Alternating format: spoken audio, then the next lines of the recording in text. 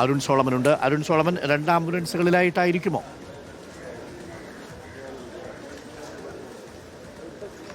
അതെ അരുൺ, നോർക്ക റൂട്ട്സിന്റെ തന്നെ നേതൃത്വത്തിലുള്ള 2 ആംബുലൻസുകളിലാണ് ഇപ്പോൾ ഈ ദമ്പതികളുടെ മൃതദേഹം കൊട്ടാരക്കരയിലേക്ക് എത്തിക്കുക. ഇന്ന് രാവിലെ തന്നെ മന്ത്രിമാരായ CP ജോൺ അതുപോലെ തന്നെ PC വിഷ്ണുനാഥൊക്കെ നേരത്തെ തന്നെ ഇവിടെ എത്തിയിരുന്നു. പ്രത്യേകിച്ചും ഈ ഒരു സംഭവം നടക്കുമ്പോൾ തന്നെ ആദ്യത്തെ ഇടപെടൽ പ്രത്യേകിച്ചും വിയറ്റ്നാമിലുള്ള ഇന്ത്യൻ എംബസിയുടെയും അതുപോലെ തന്നെ കേന്ദ്ര സർക്കാരിന്റെയൊക്കെ ശ്രദ്ധയിൽപ്പെടുത്തി ഇടപെടൽ നടത്തിയത് കൊടിക്കുന്നിൽ സുരേഷ് MPയാണ്. അദ്ദേഹവും രാവിലെ തന്നെ എയർപോർട്ടിലെത്തിയിരുന്നു. ഇപ്പോൾ മൂവരും ചേർന്നാണ് മൃതദേഹം ഇവിടെ ഏറ്റുവാങ്ങിയത്. അടുത്ത ബന്ധുക്കൾ, സുഹൃത്തുക്കളൊക്കെ ഇപ്പോൾ വളരെയധികം നേതൃത്വത്തിൽ തന്നെ ഒരിക്കലും പ്രതീക്ഷിക്കാത്ത അപ്രതീക്ഷിതമായിട്ടുള്ള ഒരു വിയോഗമാണ്. ഒരിക്കലും അംഗീകരിക്കാൻ പോലും അവർക്ക് മനസ്സുകൾ കൊണ്ട് അവർക്ക് സാധിച്ചിട്ടില്ല. ഇപ്പോഴും ബന്ധുക്കളൊക്കെയും ഇവിടെ എത്തിയിട്ടുണ്ട്. ഇവിടെ നിന്നും കൊട്ടാരക്കര താലൂക്ക് ആശുപത്രിയിലെത്തും. അവിടെയും ജനപ്രതിനിധികളുടെ സാന്നിധ്യത്തിൽ തന്നെയായിരിക്കും മൃതദേഹം ഏറ്റുവാങ്ങുക.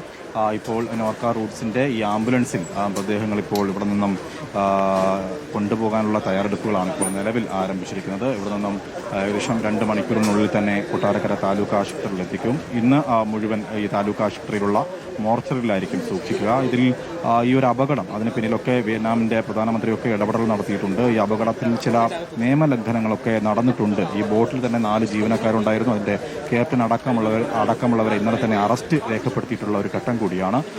കാരണം ശക്തമായിട്ടുള്ള കാറ്റും കോളും കടൽ ക്ഷോഭമൊക്കെ ഉണ്ടായിരുന്ന ഒരു ഘട്ടത്തിലാണ് ഈ 32 ഇന്ത്യൻ വിദേശ ആൾക്കാരെയും കൊണ്ട് ഈ ബോട്ട് അവിടെ നിന്നും ഈ ഹൂക്കോക്ക് എന്ന് പറയുന്ന ദ്വീപ് സമൂഹത്തിൽ നിന്നും യാത്ര തിരിച്ചത്. ഏകദേശം 400 മീറ്റർ കഴിഞ്ഞപ്പോഴാണ് അപ്രതീക്ഷിതമായിട്ടുള്ള ഈ അപകടം സംഭവിച്ചത്. എന്തായാലും കുടുംബത്തെ സംബന്ധിച്ചും ബന്ധുമിത്രാദികളെ സംബന്ധിച്ചും ഒക്കെ വിക്ടറി ഗ്രൂപ്പിനെ ആശ്രയിച്ച് ജീവിച്ചിരിക്കുന്ന തൊഴിലാളികളൊക്കെയും ഏറെ കണ്ണീരിലാഴ്ത്തിയ ഒരു സംഭവമാണ്.